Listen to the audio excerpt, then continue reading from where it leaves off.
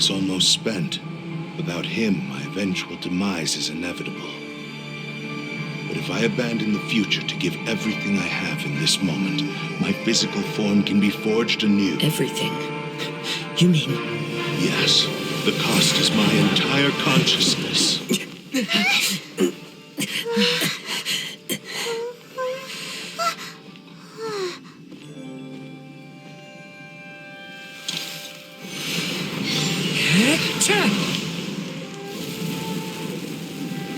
You were right. There's nothing that I can accomplish now. But there's still a chance for Isshin art. Once remade, I will be a valuable resource for your studies. Isshin lives on, and its finest hour is yet to come. Even if I am not the one to prove its might to the Shogun, as long as it is an Isshin blade, crafted by Kaedehara hands, it will still fulfill his final wish. Thank you, son of the Kaedehara clan.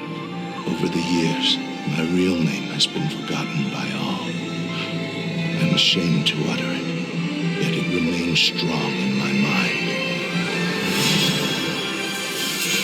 Kagotsurube Isshin. This name is now yours to keep.